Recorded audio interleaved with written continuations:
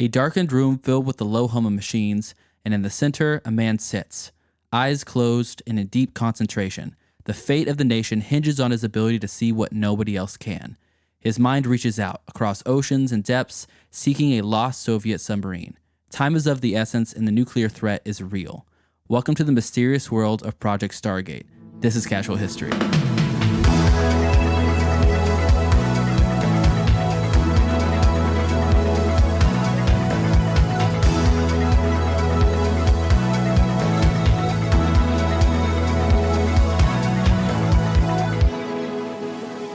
Welcome back, Jeffrey. How you doing, man?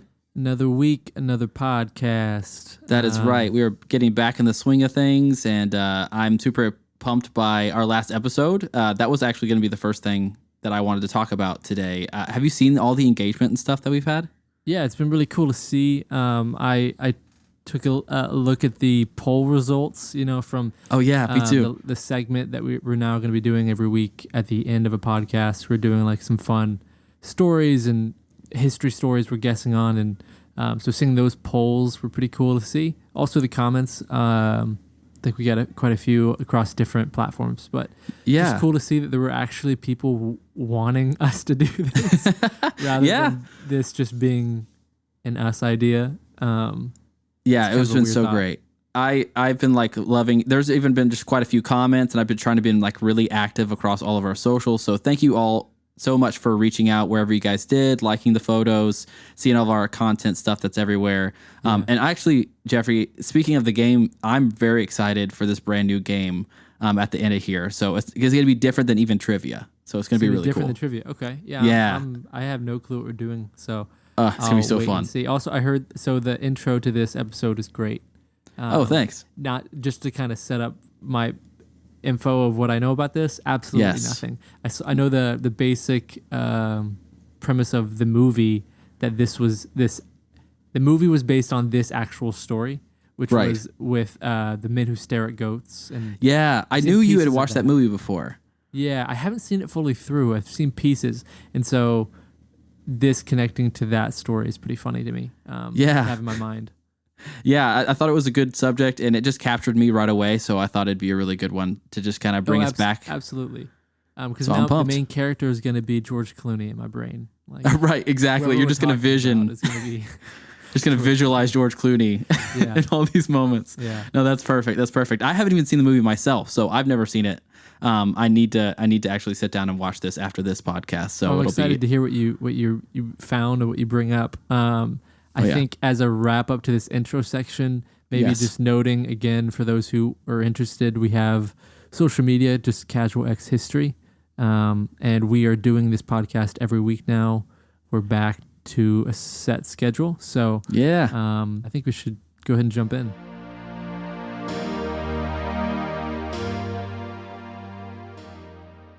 So, in the shadows of the Cold War, a conflict marked by espionage, distrust, and nuclear dread, and an unexpected battle was brewing.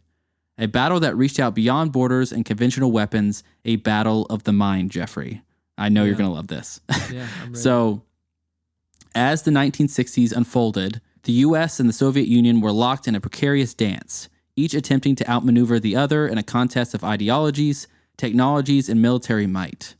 The Cuban Missile Crisis had just rattled the world, and the space race was just reaching new heights. The nuclear arms race was also in full swing, with both superpowers seeking the upper hand.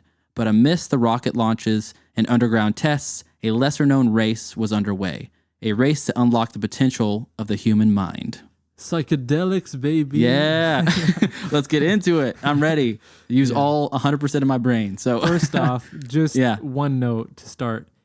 The amount of tension that you just mentioned within the span of like 3 sentences, the nuclear arms race, the missile crisis, all of it. It's crazy to think back that this is the setting for such a crazy story too in this certain project. You look in every corner for an advantage, and so why not the human mind for some sort of superpower, Really what happened was both sides kind of caught wind of something extraordinary, something that lay beyond the realm of science and psychic abilities. So basically, they have been hearing rumors from the other side that some sort of experiments were going on, or they were kind of like semi-successful. Yes. The U.S. were?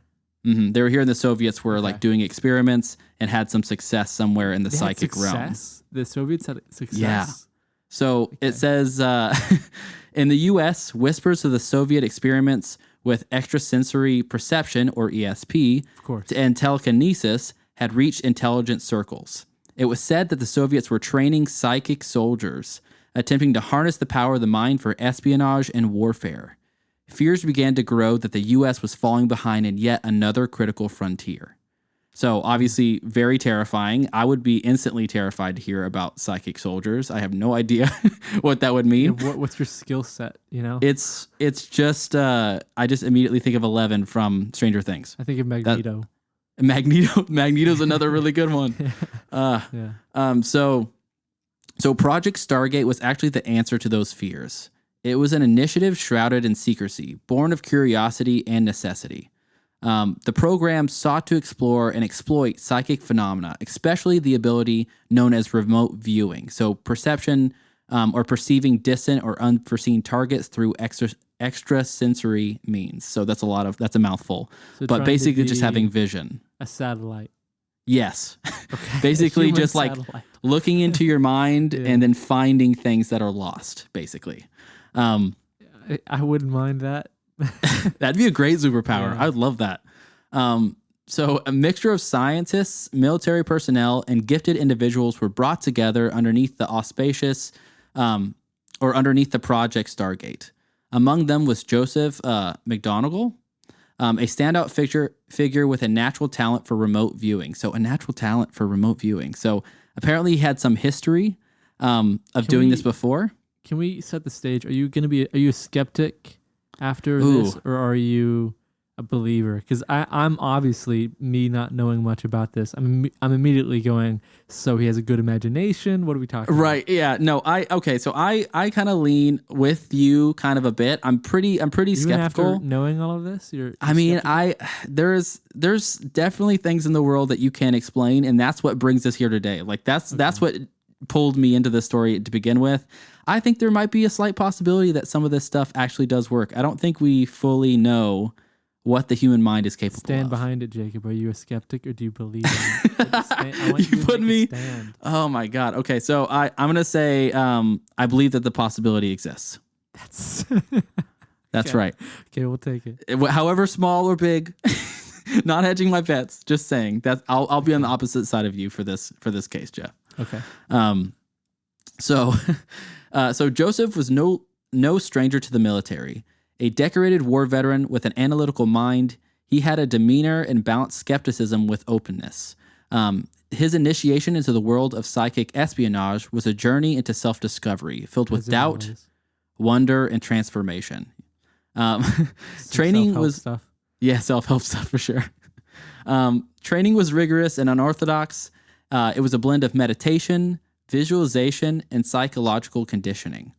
Sounds intense. Joseph and his fellow remote viewers were guided by pioneers in the field such as Russell Targ and Harold Pothoff, who sought to bridge the gap between science and the supernatural. So the challenges were immense, to say the least. Skepticism was rampant, both within the program and outside of it. Many viewed the endeavor as foolish and a waste of time and resources. I mean, I'm sure they were pouring so much money into this project just to kind of keep up. Yeah. Others feared ethical implications, questioning the boundaries that were being crossed. But amidst the controversy, well, I mean, if you have a remote viewing, what if someone could just instantly see where you're at all times, Jeff? Okay, true. Do you think about this? They already do. We have phones. Yes. We don't need. Found a different way to do it, but yes. Yeah, we don't need people in dark rooms just looking into their mind to find that. Yeah, they're like, wait a minute, I can create a robot that can do this for me, a machine. Everybody already has one in their hands. Exactly. No need. No need. True. Okay, makes sense. Yeah. So amidst the controversy, there were moments of revelation, successes that defied explanation, insights that transcended mere guesswork, and the remote viewers were tapping into something profound, something that really challenged the very understanding of reality. As years passed and the program evolved, it moved from experimental curiosity to operational asset, playing a part in the intelligence gathering missions. The Cold War was a game of shadows, and Project Stargate provided a new way to peer into the darkness. So that's really kind of a wrap up of what the program was. I can't believe this program actually existed at one point. Actually, I can. Sounds like it was successful and was used in the field. Yes. The more I dove into this subject, the more I found that there's more than one instance of this being like no one can explain it. Like just successes. Yes. Yeah. There were also, as we'll get to as well, there were also many failures that came with it as well, which just kind of continued that like, is it real? Is it not real balance? Like even within the program, apparently. Yeah. So I'm just imagining sending someone off to do some espionage or some critical mission based on someone sitting in a room envisioning whether it is like they're trying to find a military base or whatever it may be, and they have someone from this project use their ability.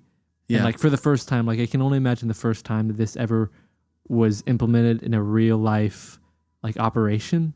Can you imagine being like, okay, we're going to take this view of this guy who says this is where this is, X is, and actually sending someone to look for it. Go there, look for it, or even, harm someone. Like, I wonder what it was used for.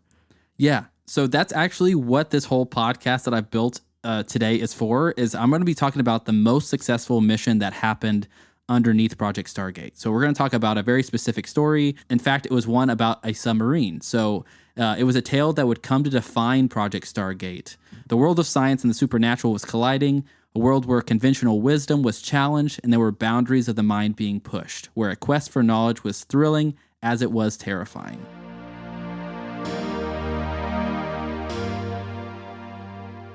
So the year was 1979, and the loss of the Soviet submarine K-129 was not just a military concern, it was a political conundrum, a scientific mystery, and a human tragedy.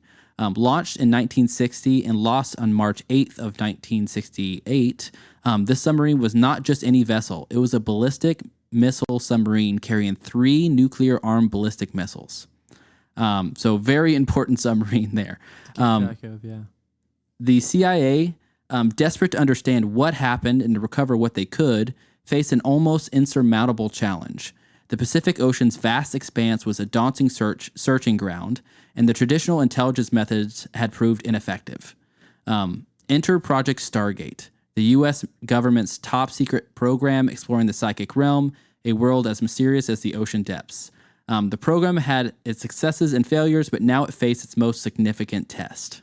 So now we're going to kind of get into Joseph actually performing this, which is kind of crazy to read. So Joseph McGonigal, at the center of the story. McMonigal, yes, you're correct. Yeah. At the center of the story. Thank you for correcting me. I appreciate it. So Joseph McGonigal, a man who had just become one of the most successful remote viewers in Project Stargate's history. Born into a military family, he joined the Army and served in various capacities before being recruited into the psychic spy program. And yes, I'm going to continue to butcher his last name. I'm so sorry. McGonigal was not just a soldier, Jacob. Yes, that's right. A man driven by a desire to explore the unknown. Yes, he was. So his gift for remote viewing was not a mere curiosity, but a profound connection to something greater. Training in the program had been really intense. It was not just about merely like harnessing psychic ability, but understanding it, refining it, and then directing it with precision. He had proven his skills, but now he had faced a challenge unlike any other. The stakes were immense. This was not a game, not an exercise, or an academic curiosity. The Soviet submarine with its nuclear cargo represented a real threat and an opportunity. If the submarine's location could not be found, it would provide crucial intelligence on Soviet capabilities, technologies, and intentions. The U.S. government was not the only player in this game. The Soviet Union, well aware of the loss, was watching and waiting, no doubt conducting its own search. Time was of the essence. Moreover, the success or failure of this mission could determine the fate of Project Stargate itself.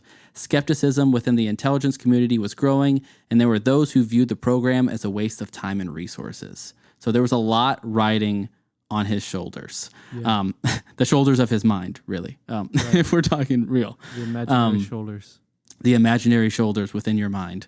The spoon is not real. The spoon is not real. I like that. So the task was clear, but the path was anything but. He worked closely with his handlers, began with the process of honing in on the submarine's location. This was not a matter of mere guesswork.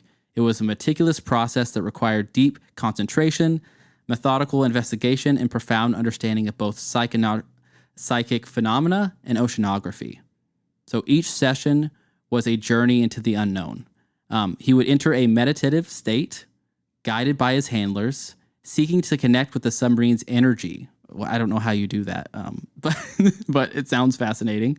So it would tap into that energy, its history, and its location. He would then describe images, sensations, feelings, and building a picture piece by piece. So he was actually writing it down on a piece of paper in front of a bunch of scientists and other people in the military watching him. It's cold, it's wet, it's dark.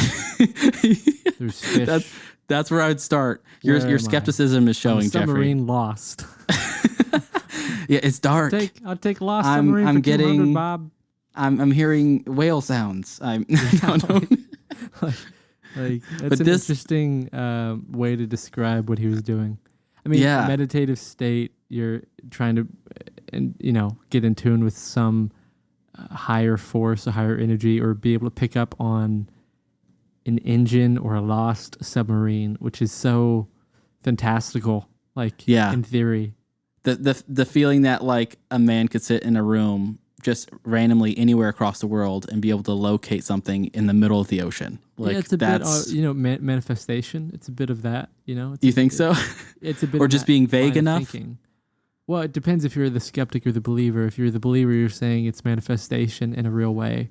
You're able to manifest the idea of where the submarine is in real, in physical plane. Yeah. What if this is real, Jeff? What if people actually have this ability? That's the crazy part. Well, I'm a skeptic in the military use of someone going, oh, here is where the nuclear warhead is in the middle of the ocean, and then being completely correct without it being some sort of guess. I'm a skeptic there for that to be like, oh, that was me. I knew where that was just by me imagining it. But in a day-to-day life sense, I subscribe to the idea of being able to manifest or lock into the idea of who you need to be to receive the thing you want.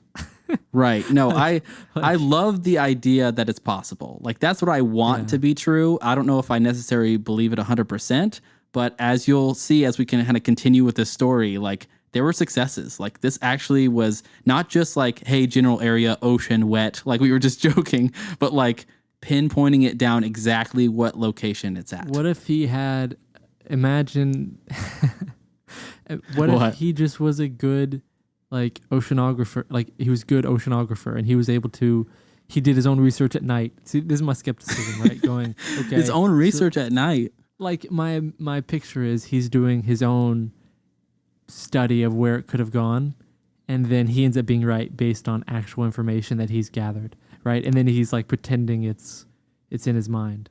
Well, let me present the situation. So this lost submarine is even the Soviets don't know where it's at.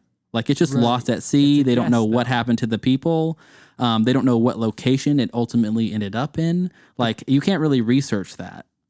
But you could probably, my assumption is, and this is a guess, my assumption would be you would know their last pinged location before it went missing, right? And then maybe he, I don't know, I'm an oceanographer, but you start then going from there. It's it's like a case. You go, that's my skepticism. I don't like your doubts. Jeffrey. Prove me wrong.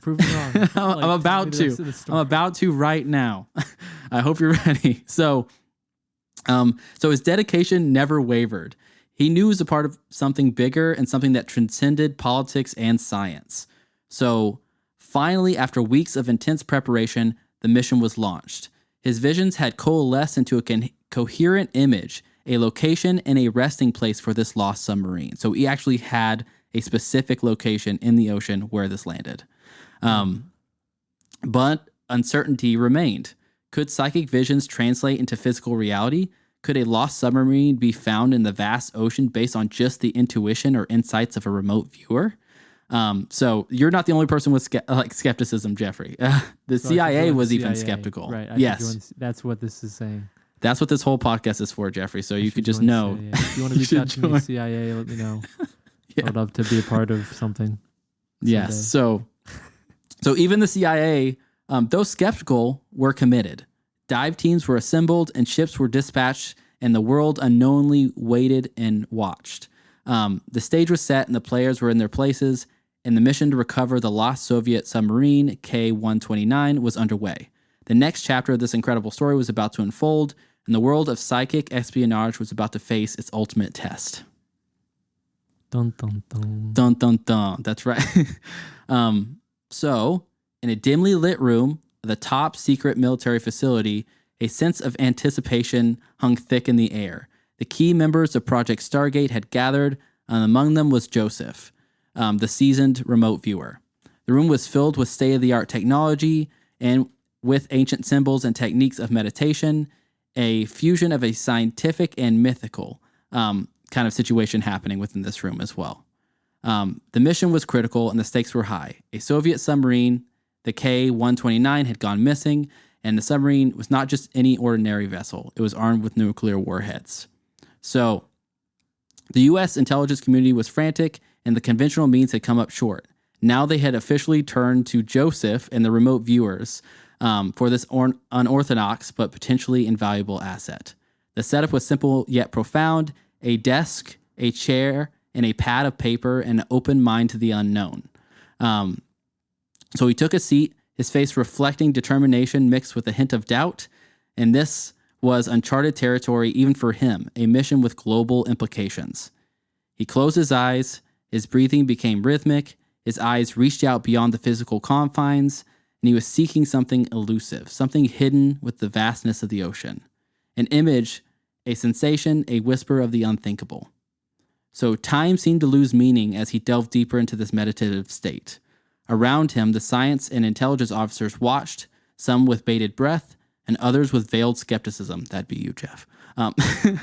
Images began to form, fragmentary and fluid. A vision of water, immense dark, and waves churning. Yeah, I don't know how you could guess that. And beneath them, a lurking shadow.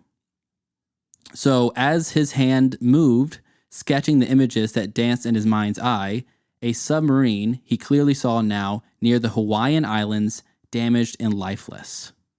The details were astonishing, in the orientation, the damage, and the desolation. So he was able to even mark where like the actual failures had happened on the submarine. Again, no one knew what had happened to the submarine. It just completely disappeared in thin air. So both sides were looking for it. He described what he saw, his voice steady but filled with emotion. The room listened, entranced by the unfolding drama and the realization that they were witnessing something extraordinary. The session continued and the connection grew stronger. The vision became clearer. The submarine's mission in its last few moments and the tragedy that had befallen it, and it was all there, laid bare by the power of his mind. This is crazy, but it's true. But there was something more, something hidden and something that tugged at the edges of his consciousness, a secret and a mystery that reached out beyond the submarine, beyond the Cold War. A revelation was at hand, a glimpse into the world not even more profound than the remote viewing, but a world that held the key to understanding not just the lost submarine, but something deeper. The mission was succeeding, the location was pinpointed, and the description detailed. The intelligence officers were ready to act, ready to send divers to the location, and ready to close this chapter. But he was not done. He was on the brink of something else that called to him, something that promised to change everything. And that's where we go to add, Jeffrey. My skepticism is now belief. I'm a believer. Get ready, man. You're about to see that he was right all along. Wow. Okay. All right. Prove it.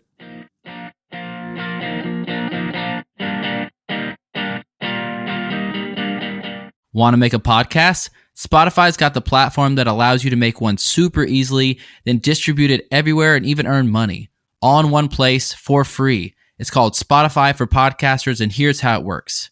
Spotify for Podcasters allows you to record and edit podcasts right from your phone or computer. So no matter what your setup is like, you can start creating today. And then you can distribute your podcast to Spotify and everywhere else that podcasts are heard. Video podcasts are also available on Spotify, and with Spotify Podcasters, you can earn money in a variety of ways, including ads and podcast subscriptions. Best of all, it's totally free with no catch. Ever since I discovered Spotify for Podcasters, I feel like having options like video podcasts and question and answer polls has allowed me to be creative on a whole nother level. I highly recommend that you give it a try. Download the Spotify for Podcasters app or go to www.spotify.com/podcasters to get started.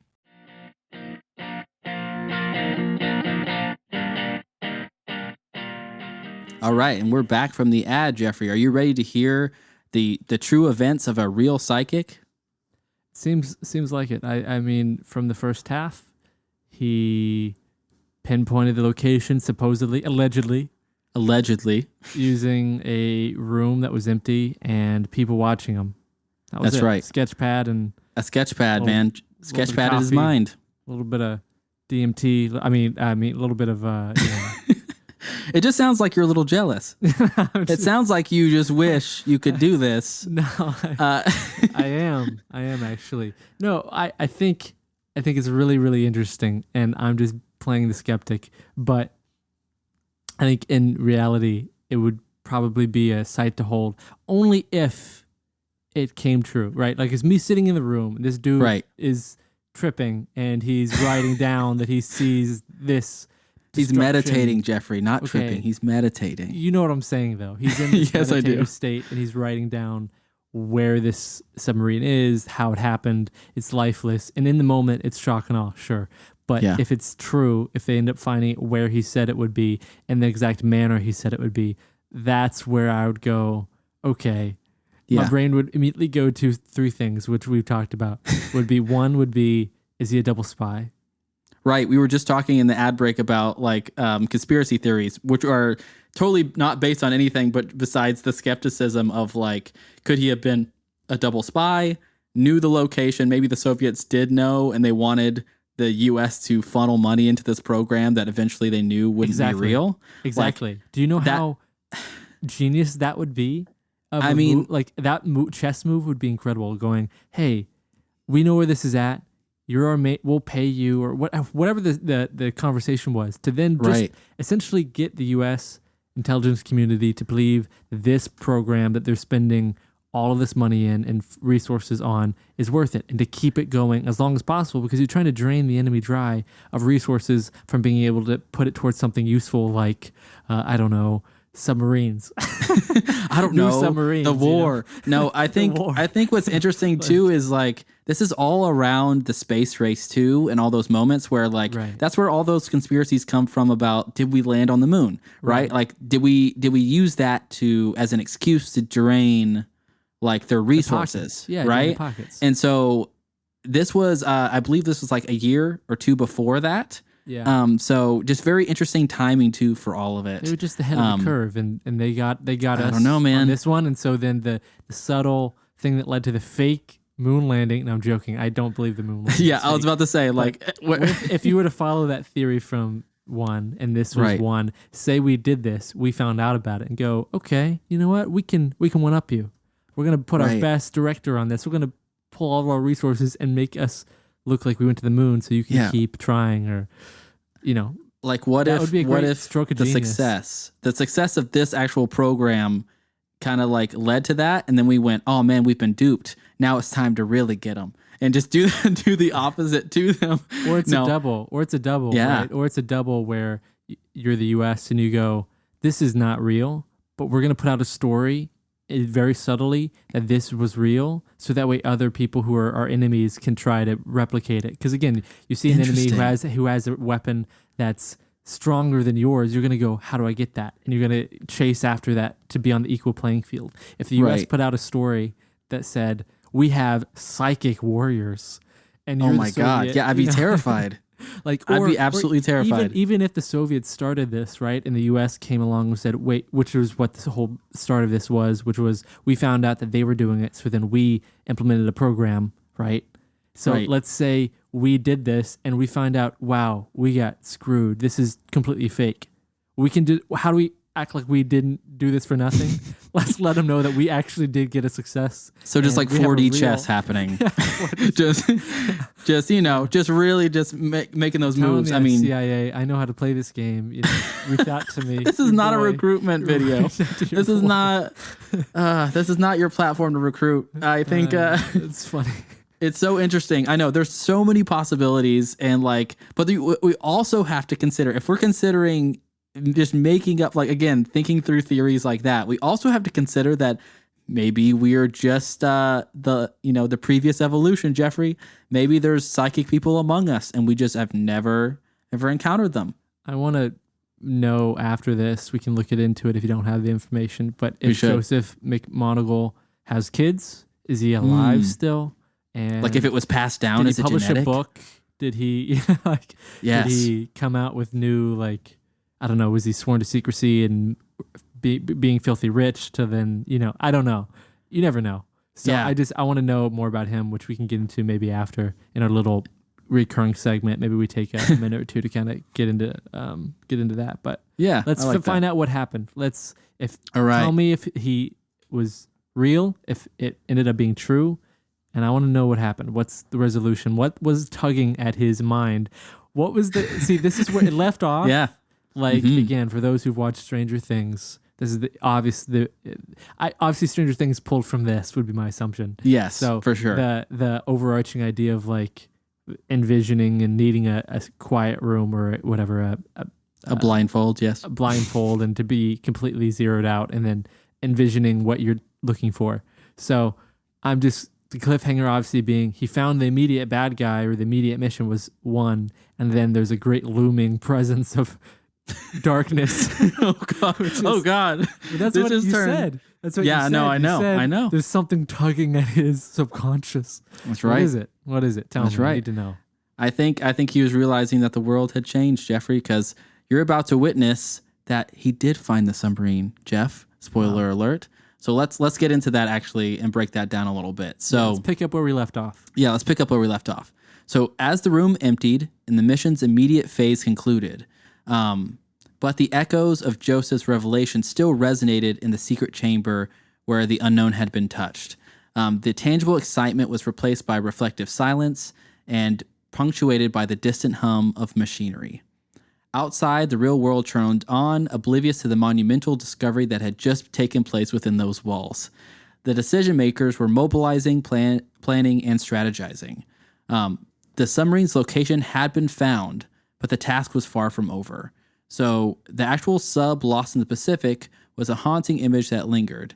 The tragedy of the crew and the potential danger of its cargo and the mystery of the mission altogether. All these elements coalesced into a single urgent imperative: to reach it, to understand it, and to make sense of its silent testimony. So the teams were assembled, divers trained in the art of underwater exploration, engineers and scientists, as well as even naval officers. This was not just a recovery mission. It was a journey into the unknown, guided by a psychic vision of a man who had seen beyond the veil. So pretty wild stuff. So the U.S. Navy was now officially involved. The highest levels of military command informed, and the stakes raised even higher. The mission was classified, the details were guarded, and the secrecy was maintained. Days turned into weeks, and the preparations were made. Each piece of the puzzle meticulously put together, and each step measured all together. So this was an uncharted territory, and the margin for error was very slim. Obviously, when you're looking in the ocean, you miss by an inch, you're missing by miles compared to this stuff. So that's why this is so amazing of a feat. So the location near the Hawaiian Islands was scanned, and then every possible variable considered along the way. The ocean was not forgiving environment, and although the actual submarine laid really deep below the ocean, its secrets were hidden beneath those layers of water, pressure, and time. This really brings up the actual like submarine stuff that just happened here recently, and just understanding how difficult it is. Like this is also the 60s. Like trying to reach a depth like that without even the technology that we have today is pretty wild. So the vessel chosen for the mission was equipped with the latest technology, a testament to human ingenuity, and the bridge between the world of flesh and blood and the world of metal and machine. Finally, that day it arrived, and the vessel had set sail, a mixed crew of seasoned professionals and eager newcomers, all united by the common purpose, all driven by a quest that had begun in the mind of a remote viewer. The journey was fraught with challenges. They had weather problems, equipment failures, even human limitations. The ocean was a living entity, and its moods were unpredictable, and its depths unyielding. So days turned into nights, nights into days as they approached the target location. The excitement was tempered by anxiety and anticipation tinged with uncertainty. When they reached the spot, the coordinates were etched into history by a psychic vision, a place in the vast ocean where a lost submarine lay. So the first dive was tentative exploration, so they were just probing a little bit into the general area. And as the divers descended, guided by that technology, they were able to look for the submarine. So in the darkness of the ocean that engulfed them, the world alien and mesmerizing, in a realm where light and sound were distorted and where time seemed to stand still, they had found it. The submarine was there, exactly as described, its metallic body a somber testament to a tragedy, its silent form a mystery yet to be unraveled. The divers explored and documented the whole crash, and the actual sub was a relic of a time gone by, a symbol of a world caught between war and peace, and a vessel that had become a tomb. So as the mission kind of continued, they realized that everybody on board was lost to failure, but it was exactly where he had written, like down on his little piece of paper, where it would be at, smack dab in the middle of the ocean. Now, how do you explain that? Well, do we know how they died? Like what happened? Do we know if like they crashed or something or what? I believe it was like a hull rupture as well. So everybody had died in it. Yes. Wow. But finding like that is a needle in a haystack. Yeah. To be able to even pinpoint even a general location of where it could be. And so the fact that they actually dived, they had to dive twice, but when they dove the second time, they actually found it in the exact location that was marked. Wow.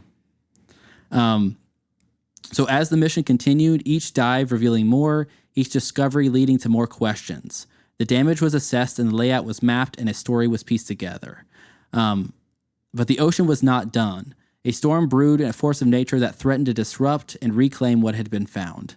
The vessel faced the fury of waves, the wrath of the wind, and the chaos of a world untamed.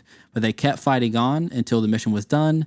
And the mission was completed, but the true story, the story that began in the mind of Joseph, the story that reached beyond the physical, beyond the tangible, was not over. But the story of the submarine was a chapter in a larger tale, a tale of human potential, of mystery and exploration, and a world that defied explanation.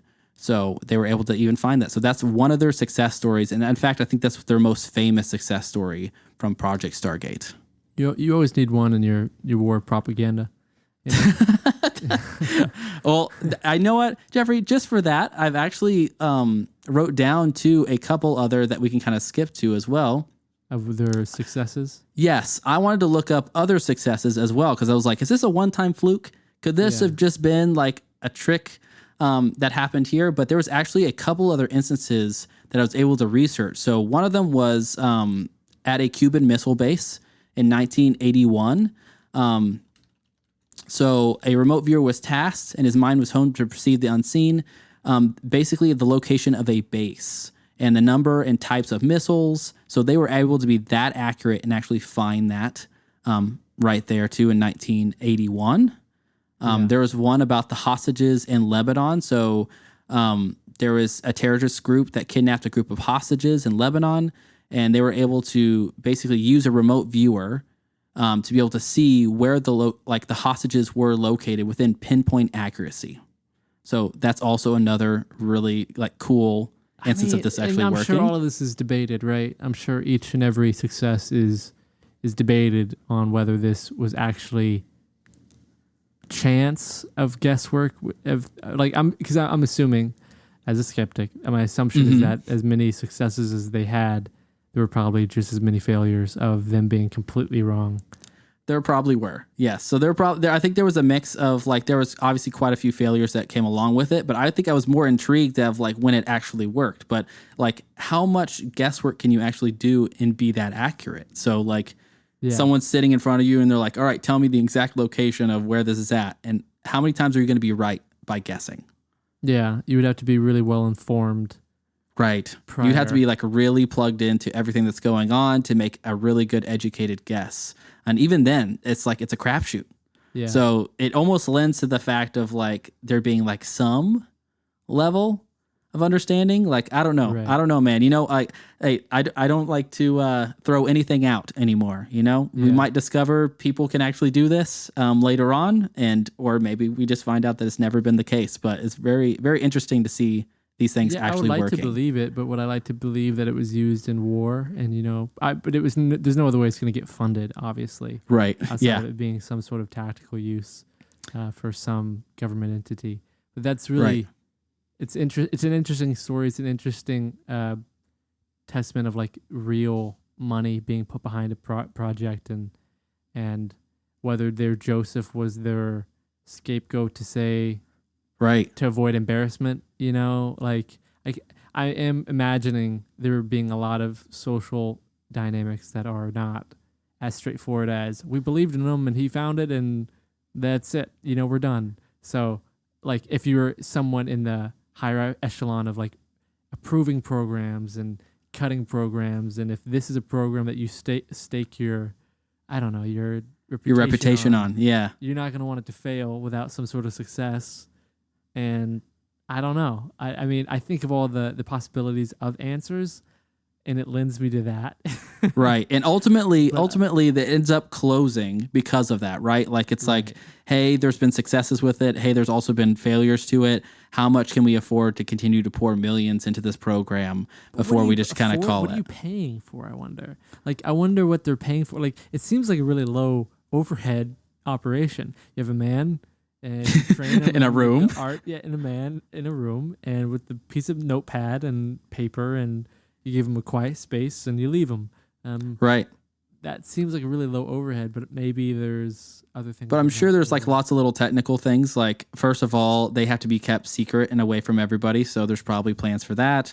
Plans on like, if they are doing continued training. You know, like you put them in an extended stay motel. Right. Yeah. You just go, just stay here, keep drawing on your notepad, find cool things for us. And, we'll come back later. Right. That's why you need to be part of the CIA, Jeff. I do think it's pretty insane that I say that word too much, but I think it's a really interesting concept that a government entity of humans said, yep, this is worth putting money into and exploring, which I'm behind. I'm behind that idea that, you know, there needs to be more exploration outside of just being a tactical use, obviously. Right. I think it would be like the same way with like psychedelics where, you know, at one point, you know, not promoted, but they were, you know, researched and done in a lab and actually explored in ways that were treated with, you know, some sort of reverence and like intrigue rather than just, right. I don't know, thinking we know everything about everything in the world and going, okay, this is the way it is, and you know.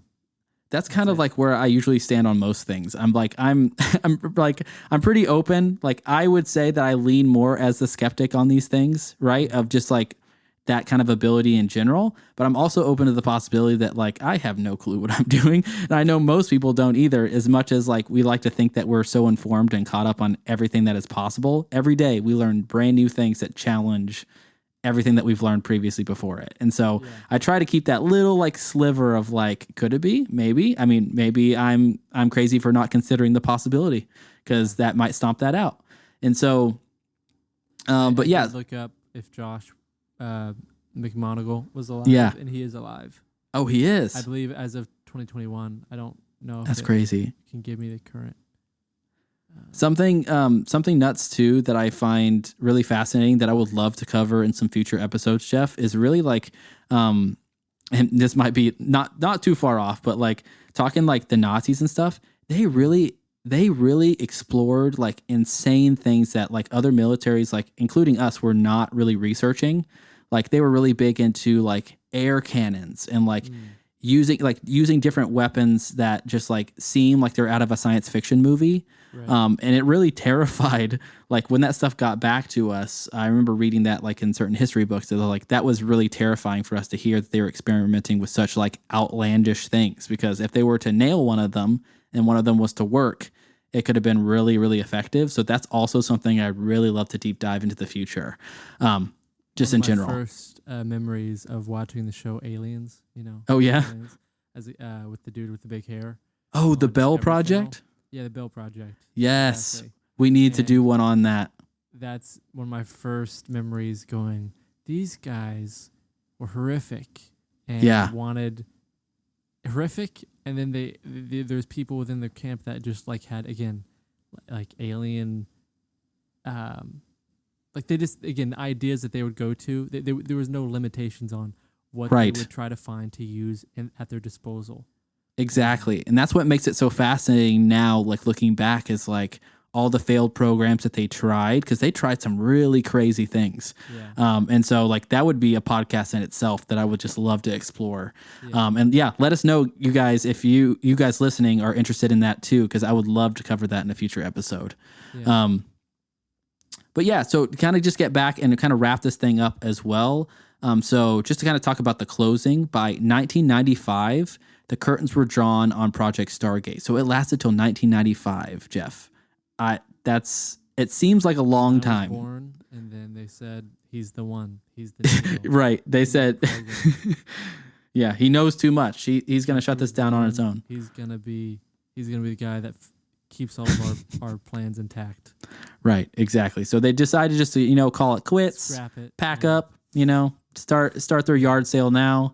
But however, the spirit of the project, it stayed with everybody. So the divers who now explore the sunken remnants of that actual submarine connect with a piece of history that expands beyond geopolitics. They dive into a chapter of human endeavor that dared to believe in the unseen, the intuitive, and extraordinary. Through Project Stargate's doors were shuttered, its echoes persist. From books to documentaries that whisper tales of psychic phenomena, the legacy of this unique venture persists, as it stands as a testament to human innovation and the courage to explore beyond the boundaries, even when faced with disbelief and ridicule. So in the end, Project Stargate may be remembered not for the missions it completed or the secrets that it unearthed, but for the questions it posed about the limits of human potential. What challenges us still, urging us to look beyond the horizon and wonder, what if, Jeffrey?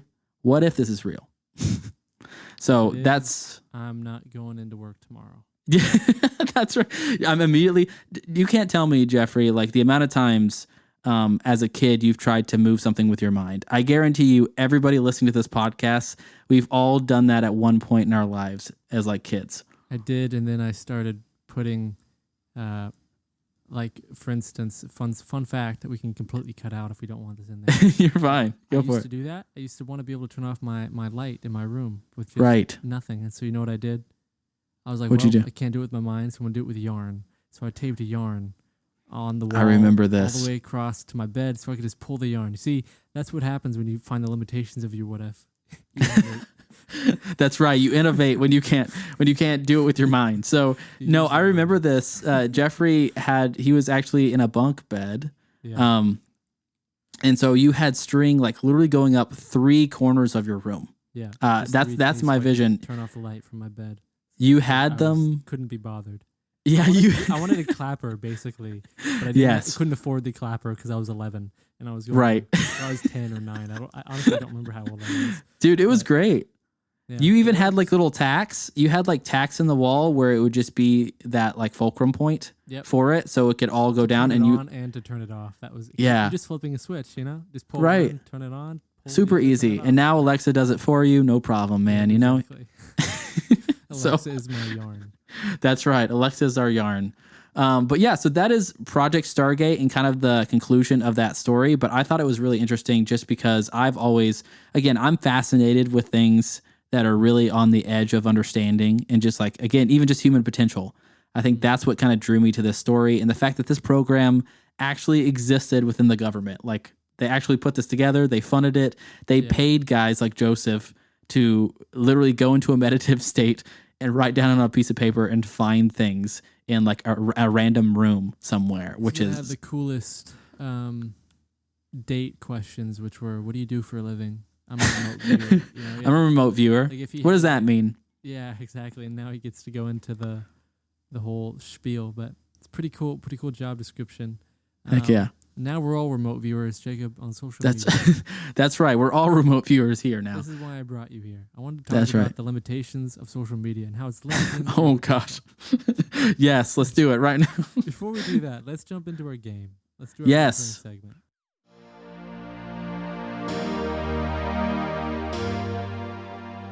Right into our game here. So I had a ton of fun kind of coming up with some new ideas. So last week we did time travel trivia. So it was really just about like having a rounds where we had 3 stories. One of them was true and the other 2 were made up. But I wanted to go a little bit of a different direction. And so Leo helped me kind of craft this new thing. And it's very related to The Price is Right. So this is actually going to be called The Price of History. And so I'll kind of explain a little bit how it works. And I've even got some fun music when we start guessing our stuff, Jeffrey, too. So this will be really cool. So I don't know the answers to this time. So I'm going to be just as in the dark with you and would love to guess with you as we go along. But basically, there's going to be an item that we have from history that Leo is providing us. It will like present a fascinating historical item describing its origin, significance, and its unique features. Then it's up to us to actually take turns guessing the current market value for this item. So the goal is to get as close as possible to the actual price without going over. So that's kind of our game. And we do have a little bit of a scoring system. So I know you're going to love this, Jeff, so we can actually keep score and be super competitive against this. So 1 point is if your guess is the closest to the actual price without going over. 2 points is if you actually guess the exact price, which I don't know how any of us would do that. And then a bonus round. So we do have a bonus round of this game where the points are doubled for that final round, making the stakes even higher. So the contestant with the most points at the end of the game will be crowned the champion of The Price's history. So big stakes here. And in your turn... Wow. And earn eternal bragging rights as the master historical appraiser. So that's going to be me, Jeff. So I hope you're prepared to lose at this game. Win. All right. So are you ready, Jeffrey? Are you ready to start the bid? Let's go. All right. So let's go into round 1. So in round 1, our item is a signed first edition To Kill a Mockingbird by Harper Lee. The description is published in 1960, this iconic novel explores themes of racism and moral growth. This edition is signed by the author. So, Jeffrey, do you have a guess? And let me just put on some ambient music for you, so you can feel that tension in the air. You ready? All right. Okay. It's really, really intense now. Yeah. Right. I wasn't feeling any. You put on the music, and I don't know what I'm gonna guess. No, actually, I'm lying to you, Jacob. That was a bit. I've always been ready for this moment. I've always wanted to be on Price is Right. And okay. I'm going to confidently say 24,599. 24,000. Okay, so I'm going to guess, man, 24,000 seems, if you've gone over, you've messed up, dude. So I feel like I want to go a little under, and maybe that's crazy. You're gonna play the $1 under. No, I'm not gonna do the $1. I wouldn't do that to you. I'm gonna do. Time's up. Oh gosh, time's up. Okay. I'm gonna do. That's actually a really good cue. We should do that for the time. Okay, 12,000. Do 12,000. Okay. Answer, so I'm gonna go ahead and ask Leo right now, so that way he can give me the first price of this here. All right. So a signed edition of To Kill a Mockingbird, 25,000. So that's a point for you, Jeff. Jacob, can I just say something real quick? Yeah, go ahead. You know how far off I was? I said 24,599 or 499. Excuse me. I was only $501. It's still 1 point, Jeffrey. It's still 1 point. You didn't get the exact. That's within. That is pretty crazy, actually. Can I call the judges for 1.5? No, you can't call the judges. No, you can't call the judges. No, they're out of town right now. You can't. Let's go. Yeah, let's just hop into the next one. All right. You ready for the music? Let's do it one more time. So let's hop in now. All right. So round 2 is a genuine piece of the Titanic's hull. So a preserved fragment of the Titanic's hull recovered from the ocean floor comes with authentication documents. Yeah. So what's your guess? That's really dark. First, right. I just want to say it's a tragedy. this is really bad timing. I'm trying to laugh, but like yeah. Okay. I'm gonna guess. I guess. Can I get a description of how big the piece is? That's gonna matter. There's no description of how big the piece, Jeff. It's just a piece of the Titanic. Poor description. You got 20 seconds, buddy. I'm gonna guess $7,900. I'm gonna guess 21,000. I'm gonna go way higher. Right, okay. Well, I'm hoping for a small piece. That's what my guess is. Yeah, like how small of a piece we talking? I mean, like how much can you recover? From the Titanic that's crashed legally. So I'm gonna guess a small piece of metal. All right. So round 2, a piece of Titanic's hull, 18,000. So I went over. So you still win, Jeffrey. Of course you did. That's okay. It's all right. It's all right. We still have a bonus round. Oh, okay. No, there's 3 rounds and a bonus round. So we still have some fun to go. All right. So round 3, we're gonna do a letter written. Jacob, yes. You gotta cue the music. If you're gonna play game show host, you gotta cue the music. Okay, I got you. We'll just keep rolling. I can say this one. A letter written by Winston Churchill during World War II. The description is a personal letter penned by Churchill discussing war strategies, dated 1942 with the original envelope. Jacob, what is it? So it has the original envelope. That means so much to me. Now I know the price. I'm gonna go low since I went so high last time. I'm gonna say like $8 grand. Yeah, I'll just do $8 grand even. Oh wow, you're underestimating the people's love. You think so? Churchill. Yeah, I'm gonna guess. I can't believe I'm going this far away from you, but I think I'm gonna go over 70 grand. I think I'm gonna go. Oh, you're kidding! 72. No way. Okay, well we have to figure this out. Okay. I think a personal pen letter by Winston Churchill discussing wartime strategies, like with an original envelope, that's got to go for crazy numbers at an auction. All right, Jeffrey. So the prize has been revealed, and it's actually $9,500. So I win by a landslide for that point. So I'm coming back, baby. I'm working my way. Wow. People don't care about Winston Churchill. I would think for some reason that would be way higher than that. But yeah, the item that actually shocked me the most was the Titanic one, because I feel like that'd be so much. Yeah. I feel like that'd be so much money to have in like a collection or to buy that. Yeah. All right, so we have round 4. Round 4. I'll do this one again because you did the first show to the next 2. So in round 4, we got an item of authentic Egyptian heritage. A scarab amulet. Yes. Well, I was going to go into that. A scarab amulet from 1500 BCE. The description is a beautifully crafted amulet, obviously, representing the beetle. You a fan of beetles, Jacob? Yes, big fan of beetles. Well, the symbol means rebirth in ancient Egypt. So wow, that adds that's any beautiful value to your guess. Thank you. That it does. It actually adds a lot of value to my guess. I mean, it already sounds super old and crazy, so I feel like I have a high number. I'm gonna go like 32 grand. That's a high number. Then we're talking again. Maybe I think people care about this more than I think. Maybe more than. Or you're directly on the money. 122,000. You think 122,000? Okay. For an amulet, like I'm imagining something really beautiful. All right, Leo. Come on, buddy. Give me a good one. 12,000. Wow. Crazy. That is so low. So we both went way over. So yeah, we're probably just calling that one. But we do have a bonus round for me to finally catch up. So you're still ahead by a point. 2-3. And this one is actually kind of in your wheelhouse, Jeff. So this last one. Do this though, or bonus rounds? Is it double or nothing? What is it? Is this? It is. Take all?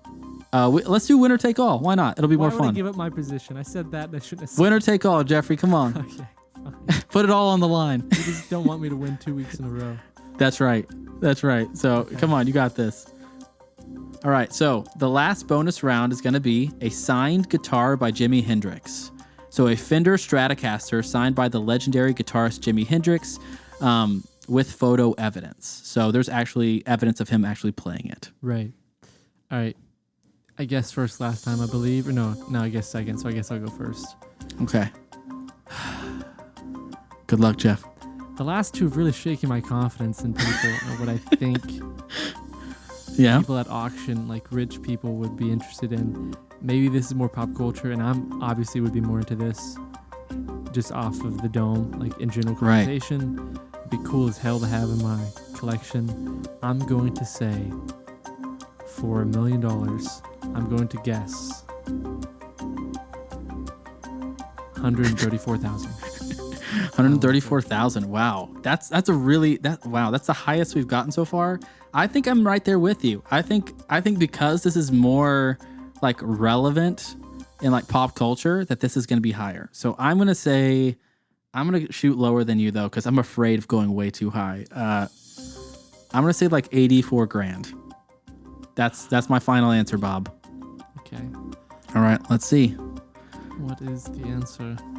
All right, Leo, give us the answer for the bonus round. This is intense. It is intense. The wait. Whoa. Oh my God. $750,000. Yep. That's more like it. An Egyptian amulet doesn't go for more than that? Yeah, I'm a bit shocked it's not closer. I know. But yeah, that makes sense to me. I'm like, wow. Of course. Jimi Hendrix signed Fender Strat. All right, well, fine. I concede. All right, you win. So that's fine. 2 weeks in a row. Eventually, I'm going to have to win one of these games that I make up. Maybe. I'm thinking next week too. We could kind of go back to the trivia one. I really enjoyed that a lot too. So it'll be really fun, kind of coming up with new creative games that we can have for this segment. And if you guys have any really good ideas, please let us know. Love to hear your comments, and we can definitely come up with something creative that you guys might have in mind. But before we wrap this up, I do want to say thank you for listening. If you made it this far, number 2, if you have guesses, just because I'm interested.